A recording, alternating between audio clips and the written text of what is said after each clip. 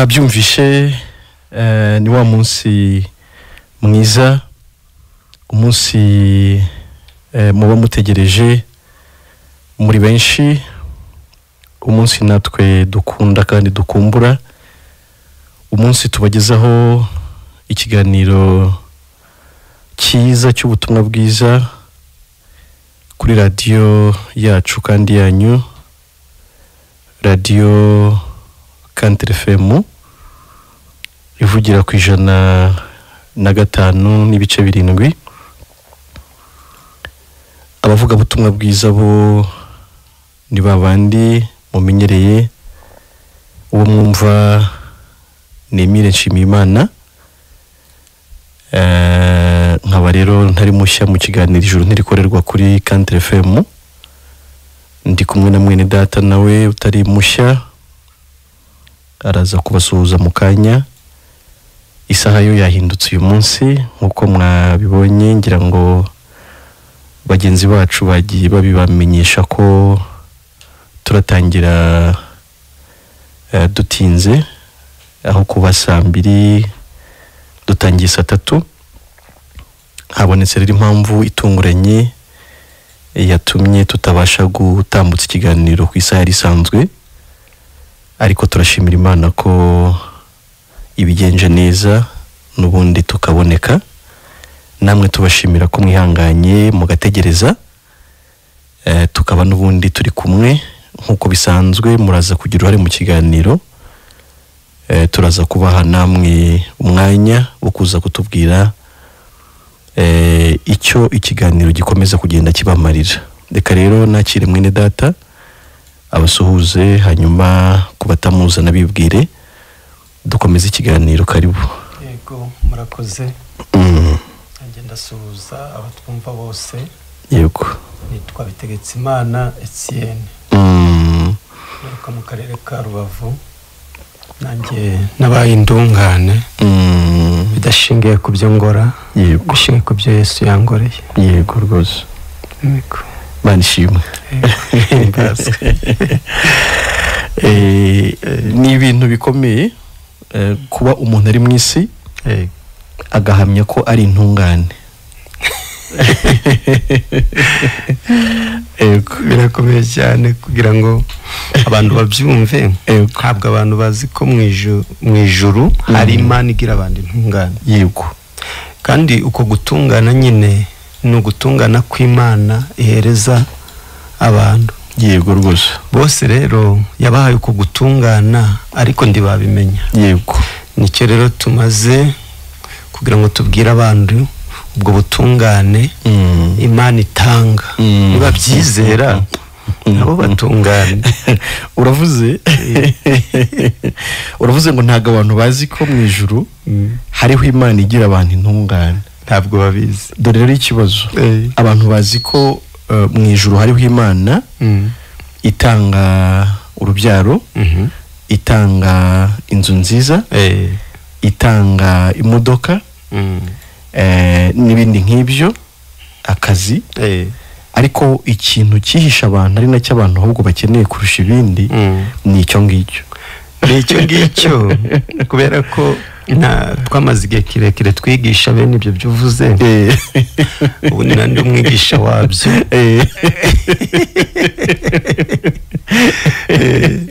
Tubwira abantu nizere Yesu n'Imana, ariko zabakora amadede, zabashyira imbere, zabacisha mu marembo y'abarupinzi, zabicazanya n'ibikomangoma, abantu bose bagahurura. Bizeye Imana izabakora amadede. Ariko mu by'ukuri cyari ikinyoma, kuko ntabwo Imana ikora ibyo. Urabona ko hariya mu ijambo ry'Imana, hariya mu Migani 10:22 aravuga ngo icyo Uwiteka atanga ngo kizana ubukire, ngo ariko nta mubabaro yongera. Ubwo twababwiraga ibyo kandi byose bibyara umubabaro, kandi tukabeshyira Imana ko ari ishobora kubikora. Ntabwo ari ibikora.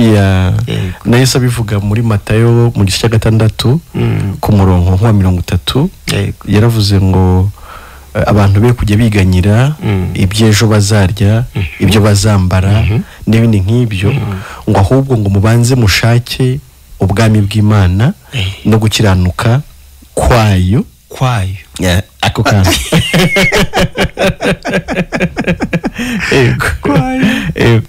ngo naho ibindi byose muzabyongera noneho gukiranuka kwayo rero twebwe twagushakiraga mu byo dukora mu masengesho twajya twiyiriza ubusa igihe kirekire tugafata nk'iminsi 5 3 mu buvumo mu mazi noneho tukashaka gukiranuka ariko twitiranyaga gukiranuka n'igifu kuko buriyabona igifu yo gishonje umuntu nyine biba bimeze ngaho atagikora ibindi bintu bifatika abacitse intege ibyo rero tukabyitiranya ariko twava mu masengesho tumaze gufata agakoma tukongera tukaba baba mwitiranyaga kuba mwashonje mugacika intege z'umubiri no kuba mwabaye abakiranutsi ariko reka dusome mu magambo gatoya wenda ni muri Matayo mu gice cya 6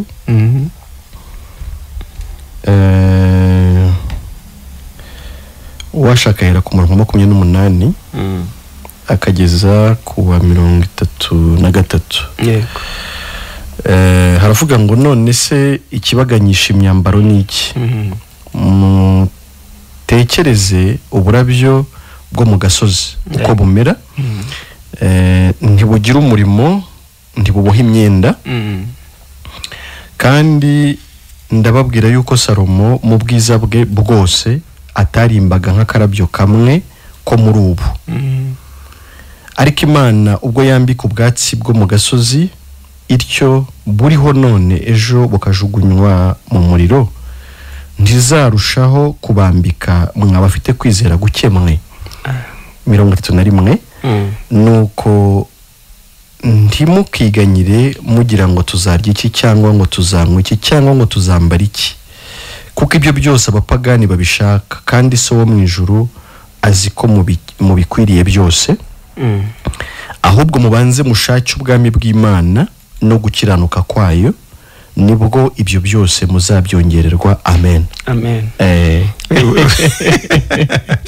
urumva nyine iyo abantu bahamagarira abandi kwizera ibyo twakoraga twababwiraga iby'ubuzima bwa none twababwira ko hari ikimana izakora abadafite amazu izayabaha abadafite imyenda izabambika ariko babisabye noneho rero ibyo bigatuma abantu bahurura bashaka iyo mana itanga ibyo bintu urabona ngo aho twayoboraga iyo habagamo umuntu ukize twamwitaga ko akiranuka kuko hari ibyo yakoze noneho ngo agira ubukire noneho waba ukennye tukakwita ko uri umunyabyaha kubera ko Imana ndacyo yakoze niko rero niko icyo kigereranyo kimeze hanze ubundi niko batekereza batekereza yuko iyo umuntu akiranuka abona byinshi n'Imana imuhereza byinshi iramuha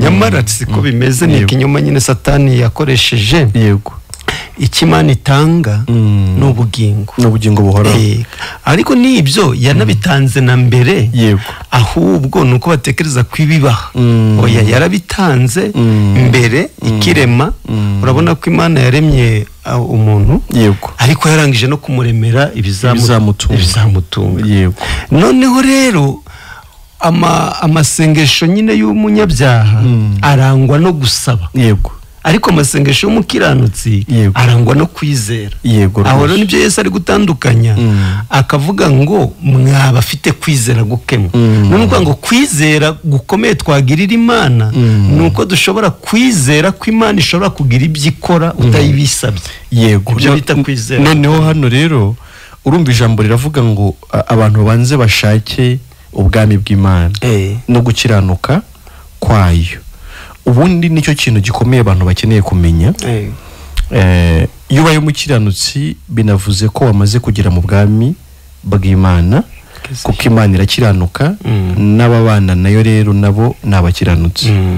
None rero gukiranuka kw'Imana urumva ko niho urufunguzo ruri, gukiranuka kw'Imana. Ariko ngira aho ngaho ndashaka gusobanura ko no mu buryo busanzwe y'uri umwana w'umuntu ukomeye, mu buryo busanzwe ubundi wumva umutekano wawe ushingiye ku mubyeyi wawe. No mu buryo busanzwe abami bo mu isi basanzwe burya abana babo hari ibyo batiganyira nyine, kubera ko baba bumva ko ibwami nyine bihari. Noneho rero iyo uri umwana w'Imana birumvikana ko uba wizeye ko Imana nk'umubyeyi wawe n'ubundi igufitiye byose. Hanyuma rero igigoye cyane ni ukumenya uburyo umuntu aba umwana w'Imana ariko abanje guhinduka umukiranutsi, kubera ko Imana irakiranuka n'abana bayo n'abakiranutse. Urumva nyine bashaka ibintu bataraba abana b'Imana, batarabona ko gukiranuka kw'Imana. Yego rwose. Kandi urabona ikibanza ni ugushaka ubwami bw'Imana no gukiranuka kwayo. Ibindi byose ubwo byumvikana ko urabifite, ubaye umwana w'Imana, ibyaso n'ibyawe uburindiwe mu bumana nyine. Noneho rero tukiri aho ndagira ngo dusobanurire abantu ese umuntu yabona gukiranuka kw'Imana ati? Kuko icyo abantu bazi muvandimwe Etienne ari nacyo mwigishije cyane hariya nyine mwayoboraga ubushize twababwiye ko azabanyuriramo mu buhamya, wenda bitewe n'iminota tuza kuba dufite araza kubanyuriramo gake. Araza kubabwira uburyo nawe yayoboye akaba mwarimu akigisha ibyo bijyanye n'ibyo hirya ahangaha bigisha byo gukorera Imana, guheshwa ijuru n'imirimo y'umuntu n'ibindi nk'ibyo. Ariko ari hano noneho asobanura ko yaje gusanga inzira yayoboragamo abantu itariyo, ahubwo ko Imana y'ubwayo yari yadushakiye gukiranuka muri Kristo Yesu kugira ngo umuntu namwizera ahinduke umukiranutsi. Nivugiraga rero ko gukiranuka abantu bazi ni ugukiranuka kwabo, ariko gukiranuka Imana isaba hano ni ugukiranuka kwayo. Harimo itandukaniro. Ndagira ngo usobanure rero tukiri aho, usobanure gukiranuka kw'Imana no gukiranuka kw'abantu ese bitandukaniye hehe? Gukiranuka kw'Imana ni ukwayo. Buri buryo Imana irakiranuka, ariko n'abantu nabo barakiranuka. Ariko gukiranuka kw'abantu ntacyo kwabamarira. Kumarira abandi bantu bisanzwe nka bagenzi babo. Niko ijambo ry'Imana rivuga muri Yobu. Noneho gukiranuka kw'Imana ko kugira icyo kutumarira. Na nikorera Imana ibishaka gutanga cyangwa yatanze kugira ngo ukubarweho, noneho uhinduke gukiranuka kw'Imana.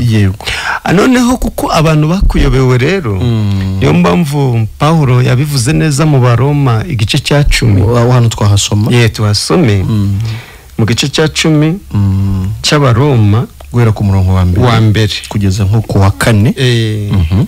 Ubwo ni ukuvuga ko hano uku gukiranuka niko twayobewe. Na niko abantu bayoberwa. Noneho iyo ukuyobewe uhiturindagira, urarindagira birakuyobera, ukarindagira. Ari kuvuga ngo bene data, ibyo umutima wanjye wifuza ni ibyo nsabira Abayisiraheli ku Mana, ni ukugira ngo bakizwe. Ndahamya yuko bafite ishyaka, rwose rirahari pe, bafite ishyaka ry'Imana ariko ritava mu bwenge. Ngo kuko ubwo batari bazi gukiranuka kw'Imana uko ariko, ngo bagerageje kwihangira gukiranuka kwabo, bituma basuzugura gukiranuka kw'Imana. Kuko muri Kristo, kuko Kristo ari we amategeko asohoreraho, kandi niwe uhesha uwizeye wese gukiranuka. Amen. Noneho umva hepfo ngo Mose yanditse ibyo gukiranuka guheshwa no gukomeza amategeko ati ugusohoza azabeshwaho nako. noneho ukomeza na gatandatu noneho ngo ariko gukiranuka guheshwa no kwizera kuvuga gutya kuti ndukibaza uti ninde uzazamuka ngo ajye mu ijuru bisobanurwa ngo kumanura Kristo cyangwa uti ninde uzamanuka ikuzimu bisobanurwa ngo kuzamura Kristo umukuye mu bapfuye. ahubwo kuvuga kuti noneho ahubwo kuvuga kuti ijambo rirakwegereye ndetse riri mu kanwa kawe yego no mu mutima wawe yego niryo jambo ryo kwizera iryo tubabwiriza. Amen. Ubwo gukiranuka kw'Imana ndanubwo kuri kure nta mibare myinshi igomba kuza rirakwegereye none ngo rinari mu kanwa kawe yego kuko nukwatura yego ukugiranuka kw'Imana rero niko umuntu wese ashobora kuzabarwaho yego akabona ijuru. Amen. Utagufite ntibishoboka kuko ukwacu ndacyo kugira icyo kumarira abantu Imana ubwayo kugira icyo kumarira bene data. Noneho twigishaga rero ko abantu bakiranuka ati bakiranuka uti mutange icya 10 n'amaturo yego muzane imisaruro ya mbere abantu umwe mu rugo ry'Imana. ariko biriya bintu mwavugaga wenda tubigarutseho gato ariko dukomeje mwakagabana icya 10 sibyo mwitwaje ijambo riri muri Maraki mu gice cya 3 rivuga ngo mungeragereshe icya 10 n'amaturo ngo nanjye mbagomororere imigisha noneho muburaho muyikwiza. none se n'uburi nyine niko bikimeze hanze ariko ndagira ngo wenda tubitangeho umujyo. ubundi kiriya cya 10 iyo dusoma isezerano rya kera uko cyari cyaratanzwe cyari cyarahawe bande? cyari cyarahawe umuryango umwe wa Israheli. indi miryango yose 10 umuryango wa Lewi indi miryango 11 yego niyo yagitangaga.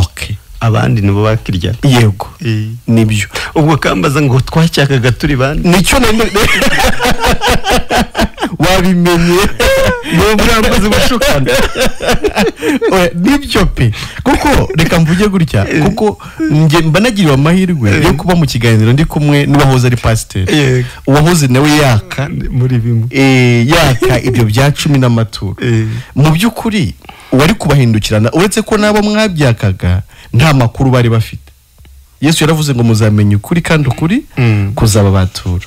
Nyine wari kubahindukirana akavuga ati ko mbona icya 10 nkuko tubisoma mu kubara mu gice nk'icya 18 umurongo 20 na 21 gutyo cyari cyarahawe abatambyi benerewe nabo bagiherewe ngo imirimo bakora mu ihema ry'ibonaniro yo gutambira abisirayeli ibitambo by'ibyaha byabo. Wari kubahindukirana akavuga ko mbona cyahawe benerewe ese mwe muri abarewi muri bana mwari kuvuga gute?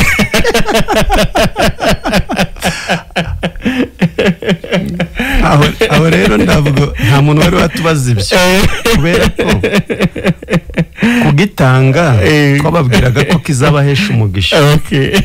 Noneho iyo utawubonaga kuko ndibikora nta mugisha bitanga noneho ariko iyo ugitanga ukawubura twakubwiraga yuko ugitanga nabi. Urumva nagakoryo twashyiragamo tugitanga nabi ukariganya Imana bigatuma itagomora imigisha. Nyamara se kubizi abatanga icya 10 si nibo bakiza. Oya habina gatoye none se urumva bagitanga bashaka ibintu bya bindi byo Yesu yavuze ngo mubanze mushaka ubwami bw'Imana bondi babishake ahubwo bagashaka ibintu. Noneho wanamubwira ko hari ukundu nushyiramo imbaraga Imana izagushyira izagutabara izagukora amadede izaguha urubyaro. Gukora amadede ni ibintu twavugaga ko ngo ishobora kukunyuza ngo mu marembo ngo yabarupinzi abari barakunegurizwaga izuru none ngo bakakwiciriza ijisho mbese kakwambika ubwiza none ngo kwicarana n'ibikomangoma rero ngo ni ukwicarana n'abantu bakomeye ibyo rwose. Ndetse nanahuye n'ikibazo maze no kwizera nabwiye abantu ko ibintu nababwiraga ko none ndi umuhamya wo kubasobanurira ukuri kw'ijambo ry'Imana. Bamwe barakambwira ati rero ibyo watwigishije nibyo nidushake tuzarimbuke kuko nibyo dufatiyeho.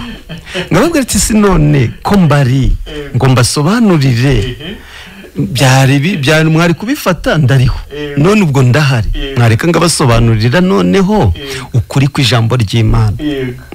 Ubwo rero nagize amahirwe nyine ni Imana yabikoze kuba nanjye ngeze hano muri studio.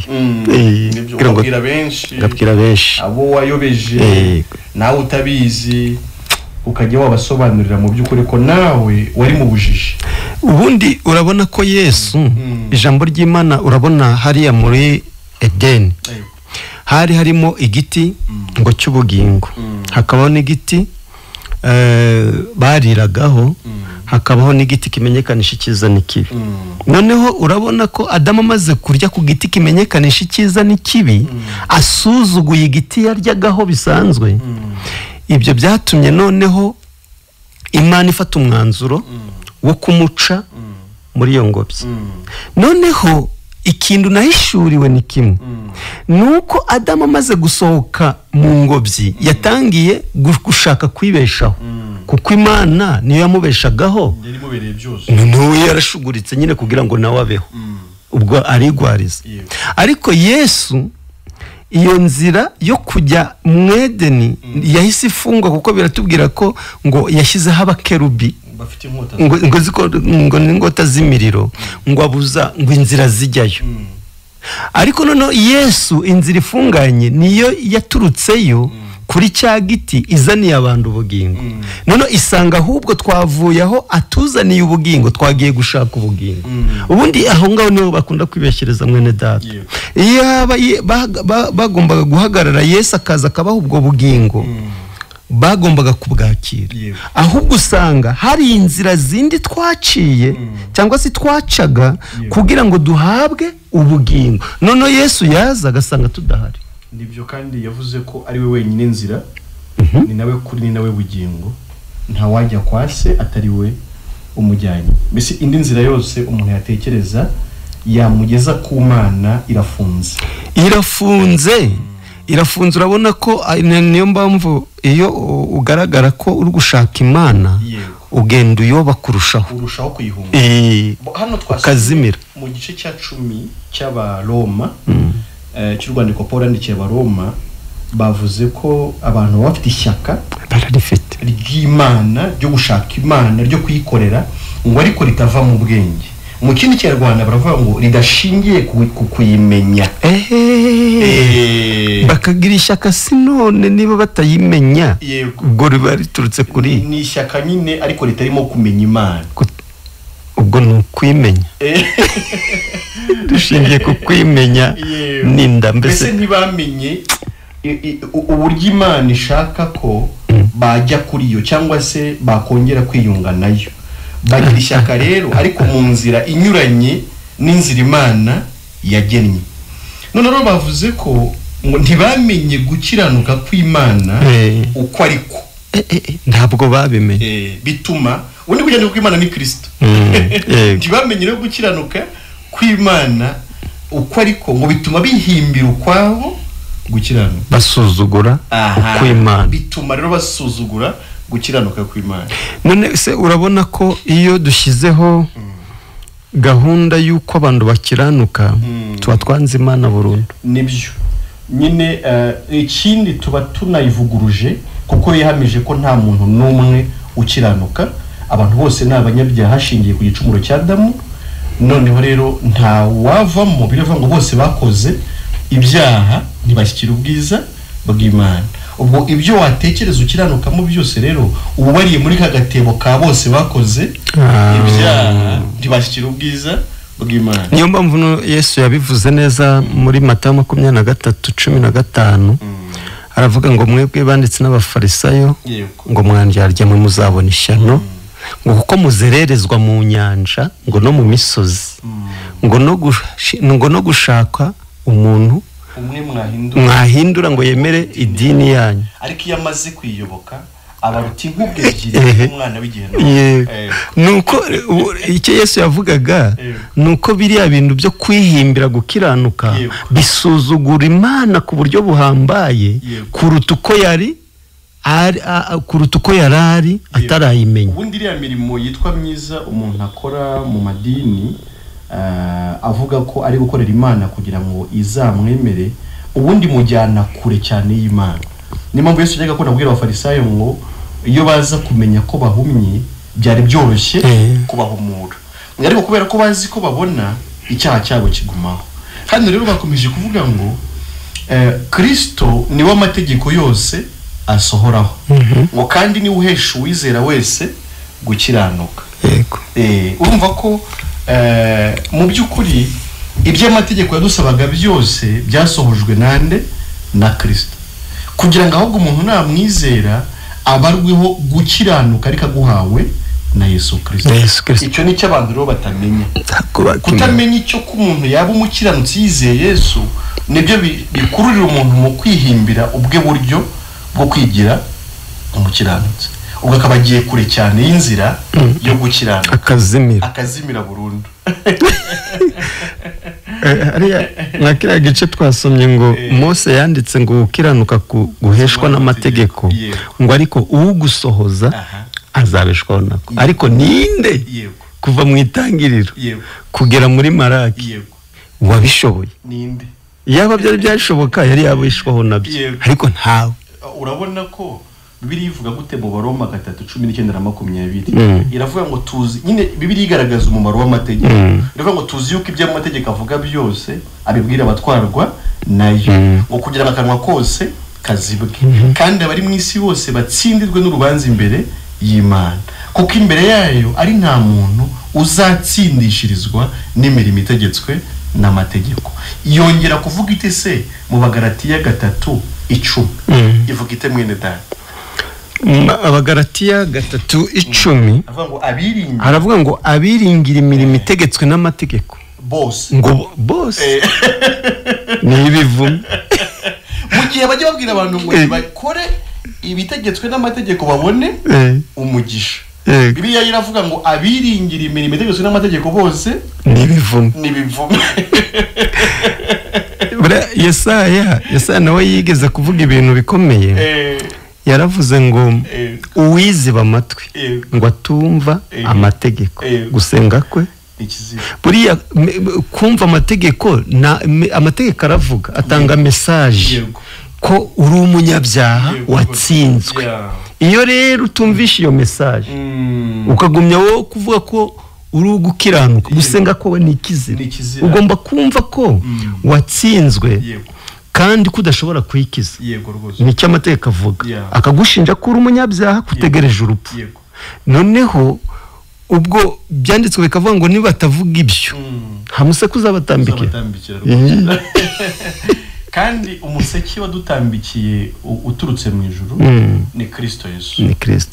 Niwe waje mu by'ukuri aje kudukiza, aje kuducungura, kugira ngo noneho yishireho ibyaha byacu turegwa n'amategeko.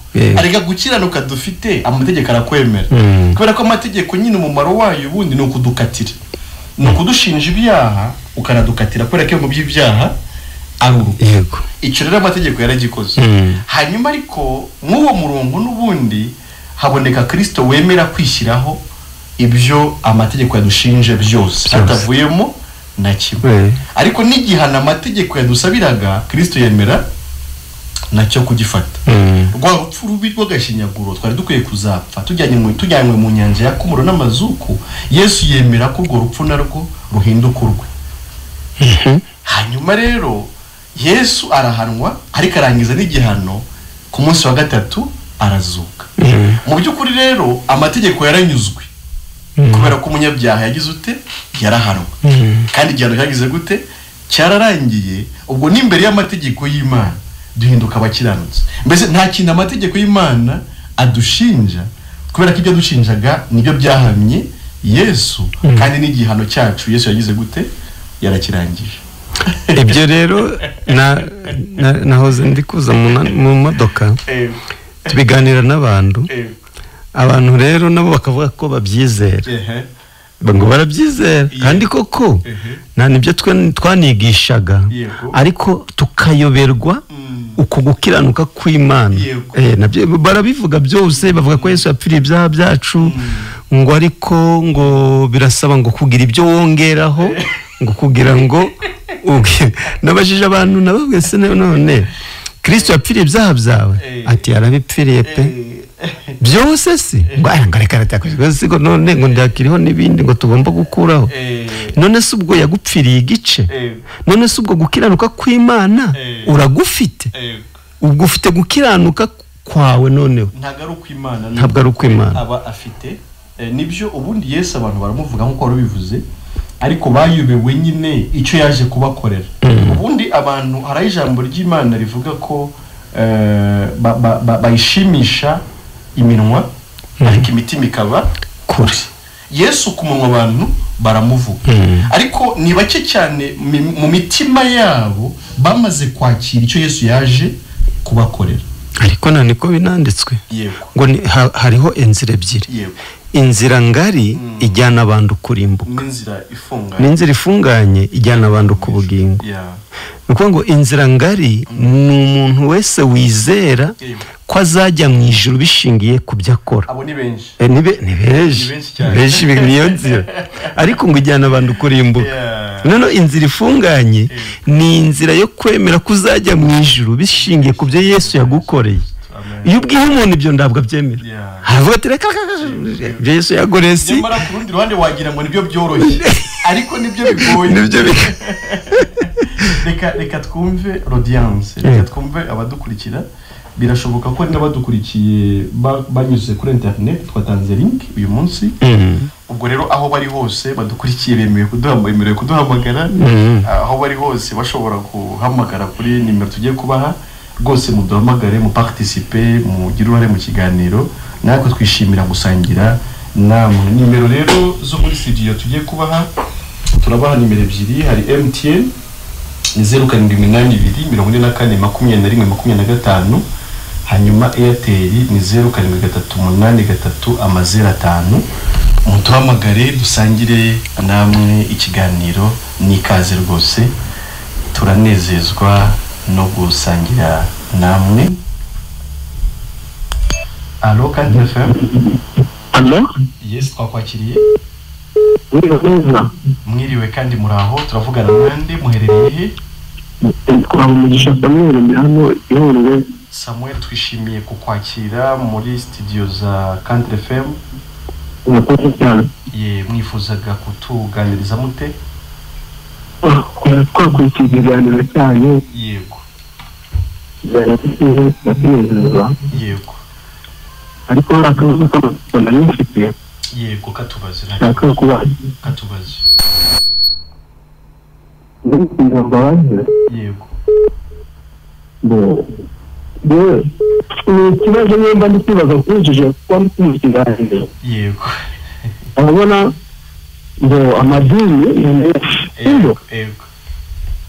kandi amadini yose ahuriza ku myigishirize yayo, bose bahuriza ko bari kwigisha ijambo ry'Imana. Ngo ndi kubaza kugira wenda sobanukirwe kandi mfite sengera, kugira ngo mbarizwe wenda nzajya nteranira, ariko imyigishirize yayo ntabwo ihuye, kandi Imana bose basenga ni kandi ushaka kugira ngo mbarizwa mwanyobora. Urakoze. Utarava ku murongo se, ntabwo twebwe ubu turi guhamagarira abantu kujya mu madini, koko nk'uko nabivuze amadini ni menshi, ndetse nabyo ubwabyo bigatera abantu urujijo. Umuntu yibaza se najya muri ihe nareka irihe, kandi buri ryose rikavuga ko riri mu kuri. icyo umuntu akeneye Samuel nuko waba uri no mu rugo iwawe ariko ufite ibyiringiro by'uko uzajya mu ijuru udakesha idini yariyo yose ahubwo ukesha kwizera ko ibyaha byawe byose Imana bibaze kuri Yesu ikabimuhanira we ikaba yarakugize umukiranutsi imbere yayo nta dini iri na rimwe rizajyana abantu mu ijuru ahubwo Yesu niwe nzira niwe kuri inawe bugingo nta ujya mu ijuru atari umujyanye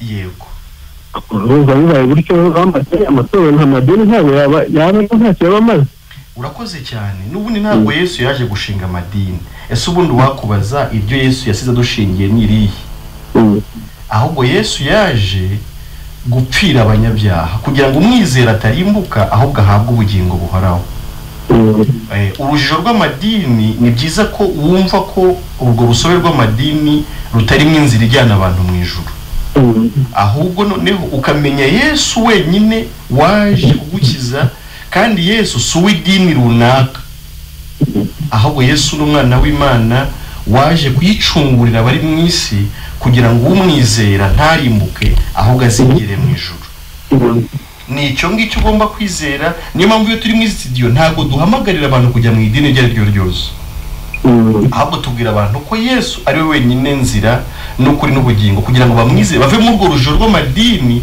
ahubwo bizere Yesu batunge ijuru ubu uri mu rugo urifite ujye mu murimo urifite ujye gucuruza urifite wicare mu modoka urifite aho uri hose uba urifite bidashingiye ku idini iyo ari yo yose yego urakoze bose akandi ushaka kubabaza yego iyo mukwigisha mukubwira ko nta ntungane umuntu amaze kwakira umwami nk'umukiza we ntabwo hafite gukora icyaha aba yamaze kuba intungane kandi abandi bakwigisha bakakubwira ngo n'intungane z'icumi karindwi none uko numva bihabanye yego ubwo umuntu yava mu rujijo gute uri kubaza ibibazo byiza nta ntungane ihari bishingiye ku bikorwa byacu nta muntu n'umwe utunganye bishingiye ku bikorwa bye ahubwo umuntu aba intungane gusa ari uko yizeye ko ibyaha bye byose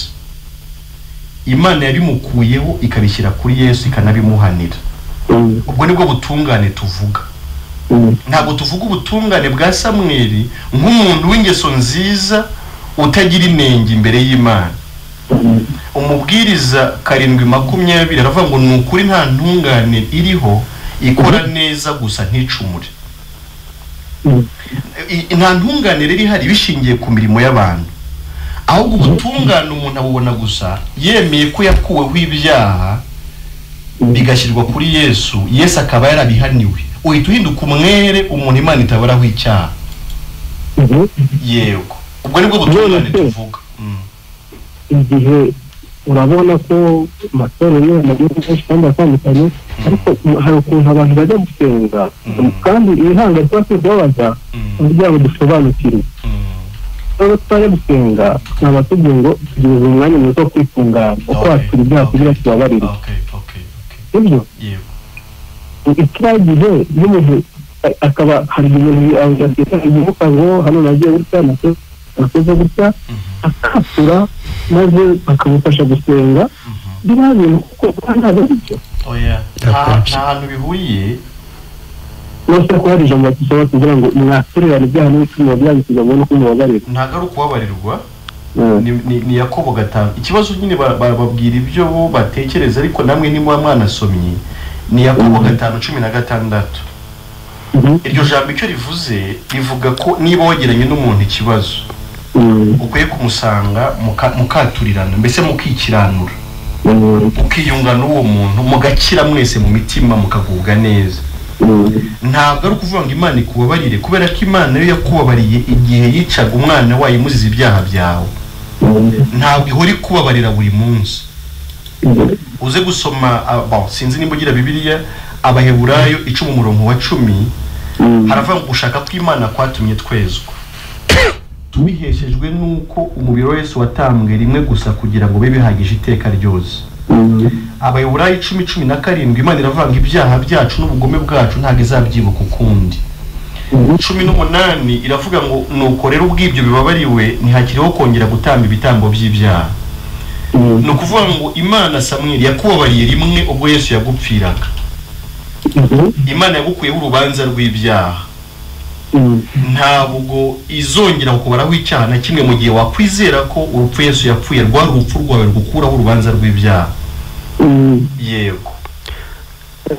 Murakoze. Yego, sinzi icyo wamaze kwakira mu byo twakuganirije cyangwa mu byo wibazaga.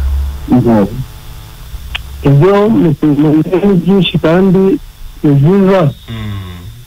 Ngo hari kino mu byo tumuze amaze kwakira n'icyo tuzaba intungane. Yego. Cyo ndacyakira.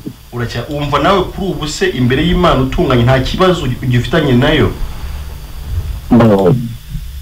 Urumva? Bitewe n'imyigishirize mfite, ntabwo mfata umwanzuro mvuze ngo sinbyakira gutya. Yego. Umwuka ashobora kugenda ashoboza. Nabyakira. Urakoze cyane, kwizera bizanwa no kumva. Tugushimiye Imana ku byo wumvishe. Imana izakomeza kugusobanurira n'ibindi. Ijoro ryiza, urakoze cyane. Fandi mwabajije ibintu byiza. Abajije ibintu byiza kandi ngira ngo bituma n'abandi badukurikiye barushaho kugenda basobanukirwa. Tubibutse ngira ngo ndaje Allo Cadre FM. Allo Cadre FM.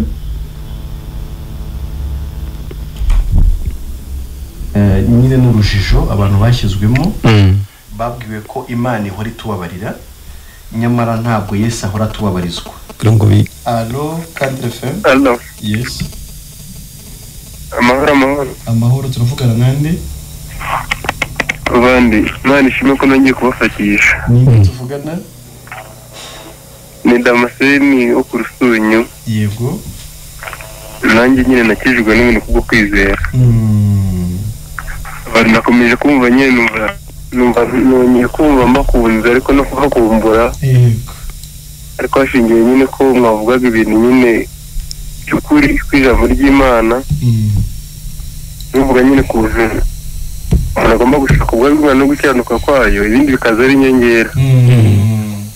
Ariko nyine nanjye nibutse kuntu najyaga ashaka inyongera ariko ntarabona ubwami bw'Imana. Yego rwose. Ariko ubu ndi gushima Imana nyine ko nabubonye. Yego. Ariko ntacyo nkoze nanone. Yego rwose.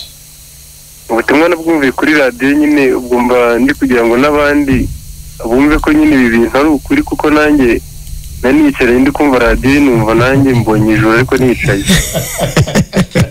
Urabitana. Numva ijoro ndarifata rwose numva ribaye iryanjye bwite. Rekacira pe.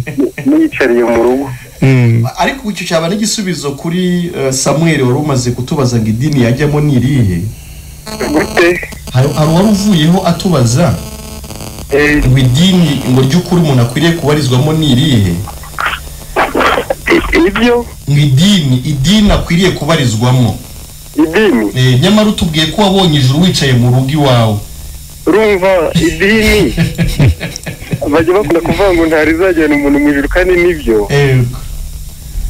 Hari amagambo Yesu ari kuvuga ngo bazerezwa mu isi no gushaka umuntu bajyana mu idini yabo. Yego rwose. Iyo agezemo ikintu bamufasha no kumukubira kabiri k'umwana wa Gihenomu. Yego yego. Ubwo nicyo dini rifasha umuntu cyonyine gusa. Ariko ubundi Yesu ni inzira n'ukuri n'ubugingo. Yego. Ahubwo icyo nabwira Samuel nuko abari muri Kristo Yesu nateka bazacirwa. Ntabwo ari abari mu idini runaka. Oya. Abari muri Kristo Yesu nateka bazacirwaho. Amen. Uko umuntu ageze muri Kristo avuye mu rupfu ageze mu bugingo bw'iteka. Amen. Uburyo ntabwo wongera gushaka idini, wongera ku kibazo cy'aho ubarizwa. Ndacyaka. Kuko ijambo rivuga ko nimuguma muri Kristo n'amagambo yakaguma muri mwe. Musabe ikindi mushaka mukakibona kubera ko mwagumye muri we nyine. Amen. Urumva ikiba gikomeye ni ukuba wakwandika mu gitabo cy'ubugingo. Ariko nyine bajyaga batubwira ngo kwandika mu gitabo cy'ubugingo umuhanuzi akongera akavuga ngo Imana yongeye yisubiyeho. Yabasibye.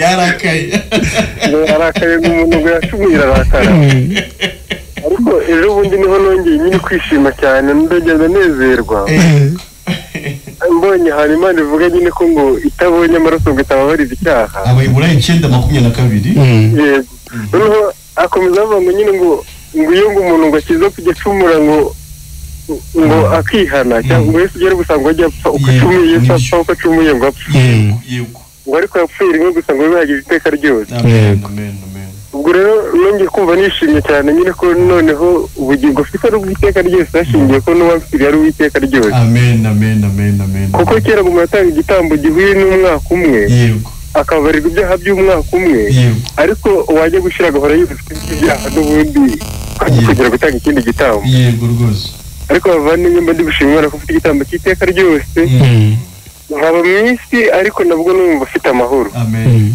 kuko bane bari ikintu kigoranye ni ukuba mu isi Imana ikureba neza yego ibyo bintu bigezeho niyo mpamvu bizigere zishaka ubwami bwawe no gukiranuka kwayo ibindi biza ari inyongera kuko buriya kuba Imana ikureba neza nta kindi kintu kibaho kibiruta amen kuba umutima wawe utagucira urubanza wumva ubanye n'Imana amahoro naho ngarutse ku bya Samweli yavuze byo kwaturirana ibyaha mu by'ukuri ubundi nta byose dukoze Imana kuko twabikoze rimwe bagize iteka ryose yego ahubwo nibyo twagirana nk'abantu nibyo nibyo twagirana nk'abantu kuko nitwe tugira n'amakosa nk'abantu nyine yego nanjye ndabyemera twakabyaturiranye nibyo twakabyaturiranye ukabwira n'umuntu wamuhemukiye kuko ntabwo ari Imana ahemukiye n'uwo muntu yego ijambo ry'Imana ribivuga neza ni mwaturirane ibyaha byanyu ntabwo ari iby'Imana mwayikoreye nibyo mwakoreye abantu niba hari umuntu wahemukiye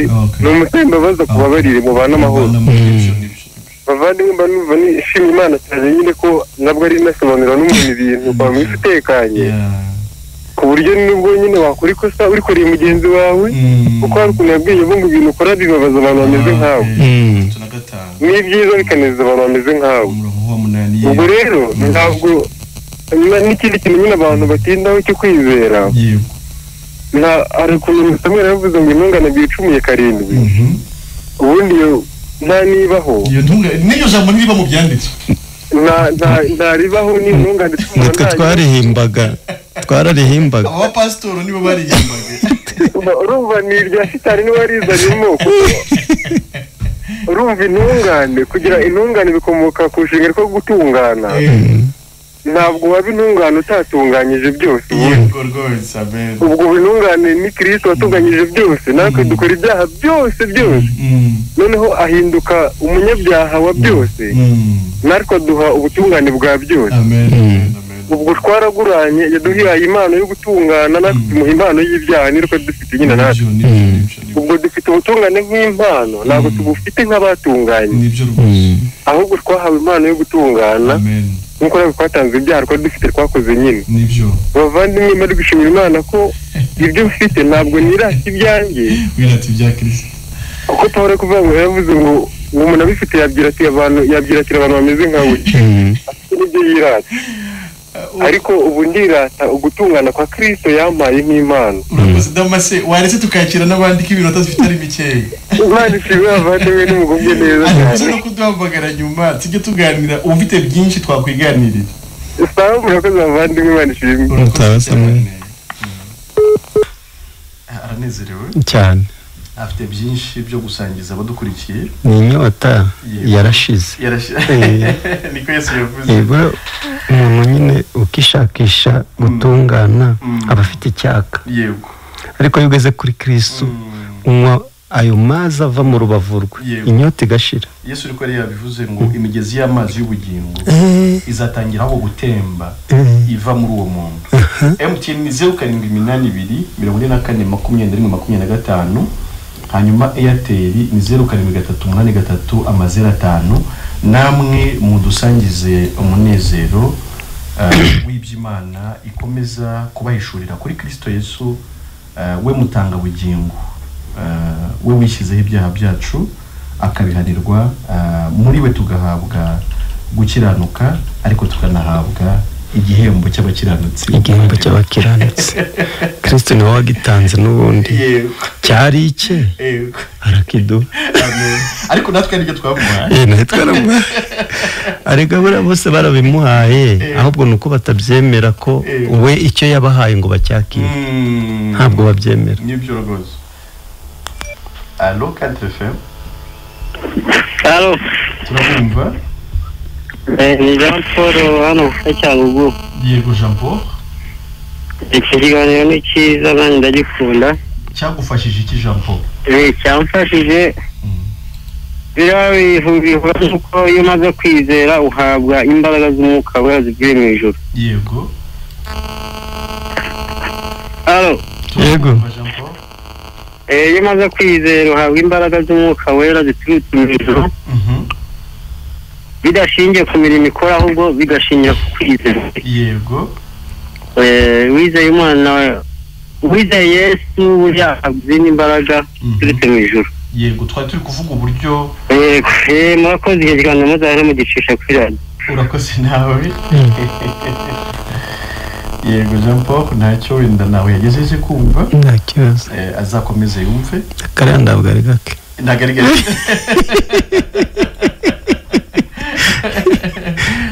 Azakomeze yumve. Azumva n'ibindi. Nibyo Yesu yabwiye Nathanael. Igihe yarahamagawe na Filipo. Hanyuma ageze kuri Yesu amubwira ko yamubonye ari munsi y'igiti cy'umutini. Atangara aramubwira ati nibyo bigutangaje? Ati nkurikira uzabona ibirushe. Yego. Ngo yabwiye n'abayuda bamwemera bati nimuguma muri njye. Yego. Muzamenya ukuri. Yego. Muko muzayumva amagambo yanjye muzamenya ukuri kandi ukuri niko kuzaba batuye. Allo Cantre FM. Allo. Oui. Turavugana nande? Tuvugana na Eugenie. Yego. Ndamwibutse. Umukiranutsi ku bwa Yesu. Yego. Amerereye mu majyepfo. Yego. Mu karere ka Kamonyi. Yego. Nanjye ndashimira Imana cyane. Yego. Ko yampaye gukiranuka kwayo. Amen. Ikabimpa ku buntu. Bitavuye mu mirimo yanjye. Yego. Nanjye nyine natekerezaga ko gukiranuka nabiheshwa no kubahiriza amategeko. Yego. Ariko ntabwo bishoboka. Yego. Ahubwo ijambo ry'Imana mu Bagalatiya rivuga ko amategeko yanteye gupfa. Yego. Noneho ahubwo mbaho ku Mana. Yego. Imana rero ishimwe ko nyine ayo mategeko yayatanze ariko kugira ngo ahubwo akanwa kose kazibwe abari mu isi batsindwe n'urubanza imbere y'Imana. Ahubwo batsindishirizwe n'ubuntu bwayo ibibahereye ubusa muri Kristo Yesu. Amen. Nishimye rero nanezerewe kongera kubumva. Iriya link mwaduhaye rwose yatumye tubakurikira live. Etienne Rubavu nawe rwose Imana imushimirwe. Yego murakoze. Murakoze cyane kuduhamagara no gutanga ubwunganizi. Mugira ijoro ryiza katwakire n'abandi. Amahoro. Baranezerewe cyane abantu bagiye bizera. Yego, dusigaranye iminota mike cyane 5. Turagerageza gufata nyine abashobora guhamagara bakoresha igihe gito gishoboka kugira ngo tubakire nabo badusangize umunezero baheshwa no kwizera Yesu Kristo. Ariko nicyo gitangaza gikomeye. Yabivuzeho Damascene. Yavuze ngo kubaho nta kibazo ufitanye n'Imana nibwo butunzi, nicyo kintu kiruta ibindi byose. MTN 0782 44 mugerageze mu minota 4-3 gutyo turabakira. Airtel 0738 mudusangize umunezero mukomora ku Mana mubiheshejwe na Yesu Kristo. Natwe turi hano ku bwanyu kugira ngo tubakire tubahe ndabona dusigaranye umunota umwe twatangamo izindi nimero izi mwahamagaragaho kugira ngo muziduhamagaraho tuvuye mu kiganiro ku muntu hari umuntu rwamagara ariko ntabwo dufite rwose kumufata ihangane ahamagare ku zindi nimero zitari izi ngizi twakoreshaga 07844257 iyo nimero murayihamagara muranayandikiraho kuri WhatsApp kugira ngo tubashyire no kuri groupe ya WhatsApp nayo yitwa Ijuru Ntirikorerwa. Umuntu ushaka kudukurikira kuri YouTube najye kuri YouTube yandikemo Ijuru Ntirikorerwa TV adukurikire ibiganiro biriho byinshi cyane umunsi ku munsi ameze gufashwa n'ubutumwa bwiza bw'ubuntu bw'Imana. Watanga nimero kugira ngo umuntu ukeneye ubuhamya bwawe uzaba umuhereze arushaho kubohoka.